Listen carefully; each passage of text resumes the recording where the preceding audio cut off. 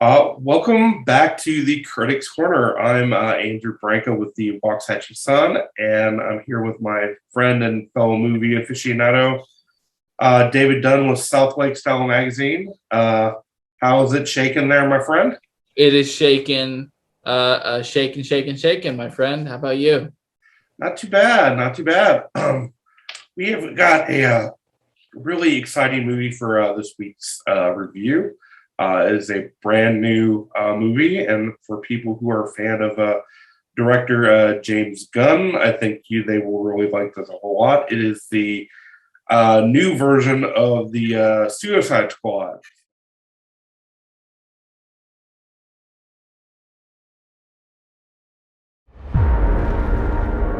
Robert Dubois. He's in prison for putting Superman in the ICU with a kryptonite bullet. I'm not joining your Suicide Squad. We'll see. My court date is coming up, and Miss Waller said maybe you could help me out. You're flexing in my door! Everyone stand down. Miss Waller, I don't... Stand down! I wouldn't take such extreme measures if this mission went more important than you could possibly imagine. Are you in or out? Good. Let's meet your team. It's okay, I'm not okay. Each member is chosen for his or her own completely unique set of abilities. I need to feel the raindrops on my head, on my head. Hey guys, sorry I'm late. Had to go number 2. Good to know. Is this thing a dog? A dog? What kind of dog do you think it is, mate? I'm gonna go with Afghan Hound. Oh my god, is it a werewolf? Yo, they sent me next to a werewolf! Yo, let me out! Hey, he's not a werewolf, okay? He's a weasel. He's harmless. I mean, he's not harmless. He's killed 27 children, but, you know. Your mission is to destroy every trace of something known only as Project Starfish. Any questions? Starfish is a slang term for a butthole. Think there's any connection? No. No. All right. Let's get it. This is suicide. Well, that's kind of our thing. I'm a superhero!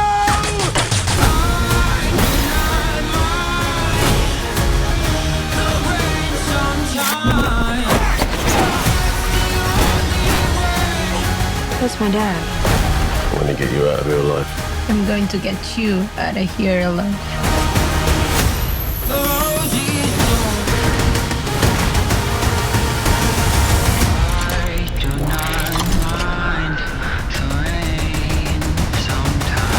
Ratatouille, what do you got? Bird. Now it. Stay off the comm. So, if you can let our viewers know a little bit about this movie, that'd be great.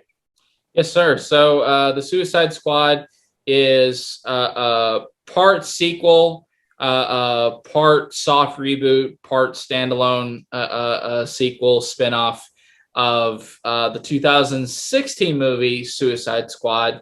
Kind of follows a lot of the same similar concept. Basically, this high-ranking government official named Amanda Waller, played here brilliantly by Viola Davis, she recruits a collection of supervillains, puts bombs in their necks, and say, "Hey, you're going to do some good for our country, or I'm going to blow you up. If you finish the mission, you get 10 years off of your prison sentence." So, and that's pretty simple, straightforward stuff. She assembles the Suicide Squad. They go to this island called Corto Maltese to unveil this project that some of the Corto Maltesians are working on, aspiring for world domination. A lot of the beats in the Suicide Squad are very similar to other superhero movies, Andy. Actually, when you look at it from like a faraway scope, it has a lot of the same plot beats as the first one did. Obviously a bunch of supervillains coming together, being forced to do some good, being pitted against this ginormous, supernatural threat, and given the opportunity to be selfish, be villainous, be self-serving, but then end up genuinely like progressing and growing into becoming actual heroes. It follows a lot of the same beats the first movie did, but in this version, they do it in a much more fleshed out, self-aware, and just witty kind of style that just makes it feel infectious. I think this is a movie where, regardless of wherever you lean with the first one, it kind of flips the script on the head, not just on the first movie, but on superhero films overall. Kind of throws a lot of unexpected twists at you that you weren't expecting, even in like the first 10 minutes of the film.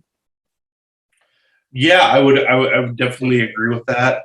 I wish Pete Davidson's character would have lasted a little bit longer, except for the first 5 minutes, because I was kind of excited to see Pete Davidson in a superhero type movie because, you know, he's a fun guy. I like him on Saturday Night Live as his well-known character Chad, which is like kind of a stoner type, laid-back kind of dude, which is really funny. And you know, I've liked him in his more serious roles, like King of Staten Island, which I thought was great, which was kind of a semi-biopic kind of movie about him.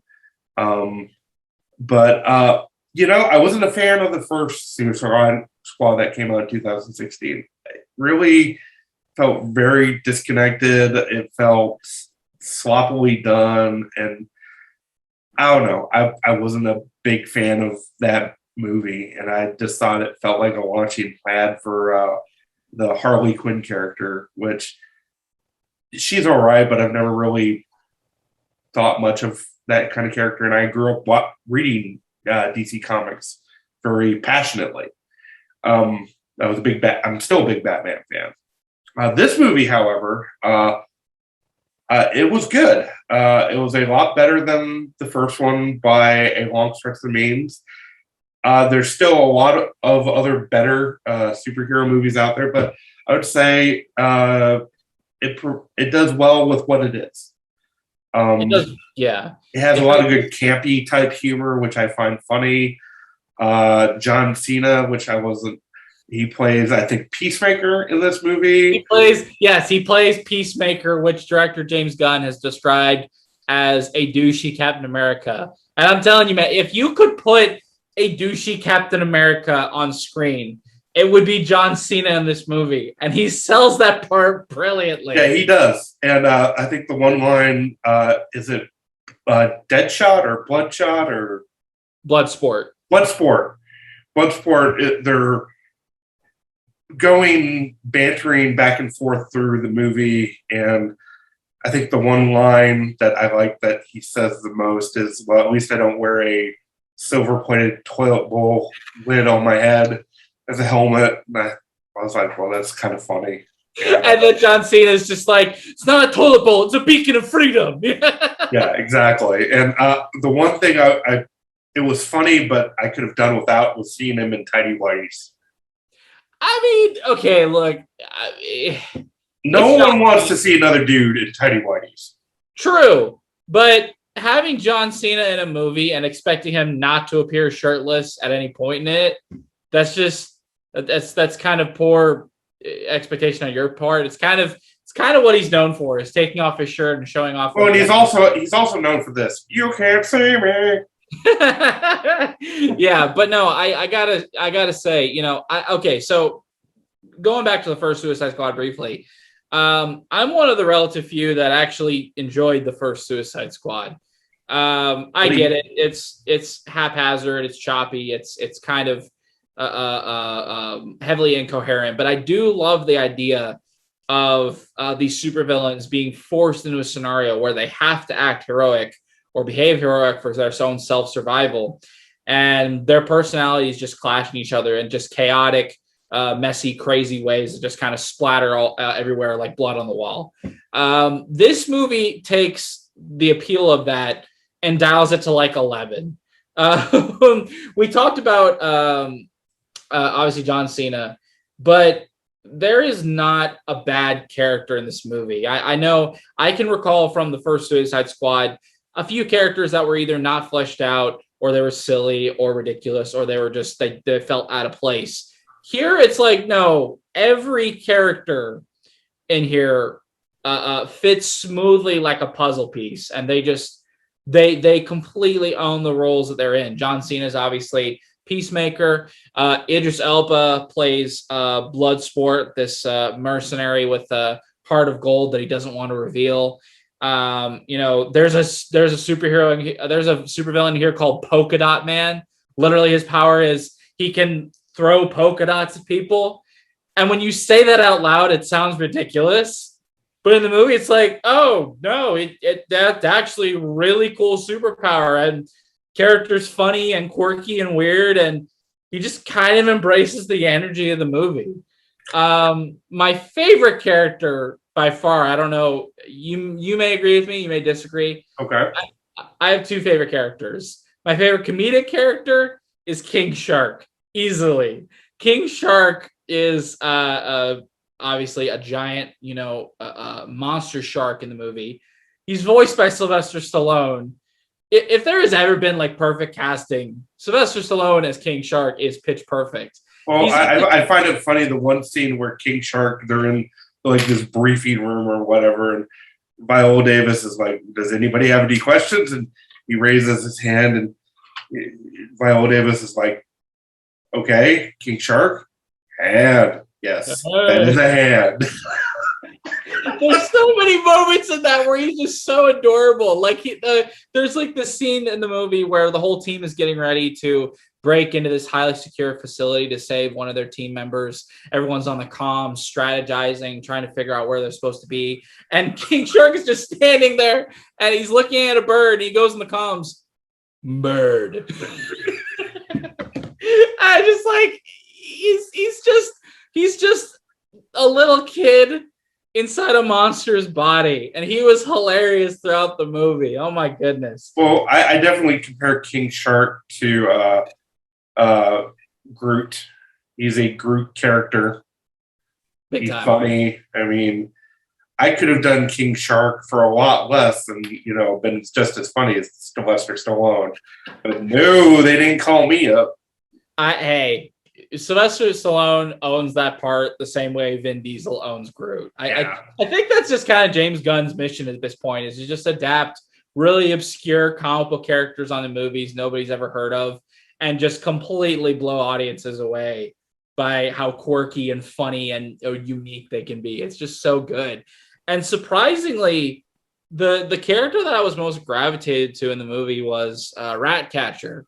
Ratcatcher in this movie was portrayed wonderfully by Daniela Melchior. And she's kind of this tragic character who just she's this kid who like Bloodsport, has this heart of gold, kind, compassionate, friendly, and unfortunate circumstances just loops her into this group of supervillains. But she has a really powerful and really tragic story that I think it's fair to say she's the heart of the movie, because she kind of adopts that misfit energy. She's that underdog that you don't expect to make any sort of impression, and she ends up selling the movie. She ends up making the movie. And that's what I'm so impressed by with the Suicide Squad. It's not just its violence. It's not just its subversion of expectation. It's not just its highly stylish and high octane action. It's really delicate and interesting balancing act between comedy, drama, thrills, the dramatic storytelling. Like it juggles so many tones here, and just does it so masterfully. I think you're going to disagree with this, Andy, but dare I say, I feel this film is stronger than Guardians of the Galaxy is. Yeah, I'm going to definitely disagree. Well, in Guardians of the Galaxy's defense, they're very different movies. Like, one is very clearly trying to be like this new science fiction space opera epic, whereas the Suicide Squad is just grimy, gritty, and as dirty as its villains are. But I don't know. I find the Suicide Squad to be much more original. I find it to be much more exciting. I find it to be much more unexpected. And the twists in this movie, whenever they do happen, they hit you with a punch. You mentioned Pete Davidson earlier in the movie, and I'm not getting into too much spoilers. I'm trying to be as spoiler-free as possible. But when the hammer drops on certain scenes, it drops hard. It drops like like an axe falling on somebody's head. Well, I have to admit, one of the characters whose superpower, was throwing a freaking javelin. Really? You're gonna go to the Olympics to pick out a supervillain, and your superpower is track and field events. Really? But okay, true. That one's ridiculous. But the guy that dislocates his arms, the starts slapping people. Really? Yeah. Hilarious. And his arms are just floating, slapping guys as they're shooting at him. And Rick Flag, he's just sitting there going, I didn't pick the damn team. I'm like, yeah, obviously you didn't. But that's part of the magic with these characters. Like you could not do like really weird, dramatic, going against the grain sort of things with iconic characters like Superman or Batman or Wonder Woman. Really, these are more obscure, lesser known characters. It's kind of a blank slate for James Gunn to paint his own bloody canvas, and he paints it like a maestro here. Oh, I'm not disagreeing with you. He does a good job. It's very entertaining. So I thought it was good. Oh yeah, it was very, very well done. And once again, I feel like wherever you lean on the first Suicide Squad, whether you hate it like yourself or you're more forgiving of it like I am, I think fans can universally agree this is a better cut and this is a better movie. And a big reason why is because Warner Brothers really let James Gunn kind of do his own thing here. Really, really wish they had given David Ayer that same treatment from the first movie, but whatever. And in a sense, it's kind of like the Snyder Cut. Exactly. I think Warner Brothers, this side by side with Zack Snyder's Justice League, I think they're finally coming around to being like, oh, you mean movies where directors focus on storytelling instead of franchise building, they can be successful, interesting, and have an audience? Okay, we'll just keep doing that. And I think they should. It's working very, very well for them so far. They need to keep doing that, and hopefully they can grow it into something even more unique and special. No, definitely, I agree with that. So, it's time to give this movie a rating here. So, on a scale of 1 to 10, what do you give this? 2 big thumbs up. I give this movie a solid 9 out of 10. Really, if I'm being actually honest, I would give it a 9.5, but going solid numbers, I'll give it a 9. That's fair. I'm going to have to give it an 8. That's fair. I think it's kind of a middle of the road superhero movie. It's not horrible. Could there maybe be some things that are a little bit better, but it's definitely an improvement over the last movie that came out, and I think it's a win for audiences. And then just a word of caution, even though this is a superhero type movie, bring older kids to go see this. This is not something that you it's like Deadpool. Don't bring young kids to go see this. Don't even bring older kids. Like, it's rated R for a reason. It is. If your kids are not 18, at least, they don't belong in this movie. Trust us on this. Yeah, but it's definitely not family friendly at all. So there's a lot of gore and adult situations and things like that definitely needs to be more for a mature audience. All that good stuff we love. Exactly. We're America. So, that's going to do it for today's edition of the Critics Corner. So, If you have any thoughts, suggestions, or comments about our views and thoughts, and you want to share yours with us, shoot us an email, leave us a thought in the video description below or on our Facebook page, and we would love to hear from you. So that will wrap it up for today, and we'll see you guys again next week. See y'all soon.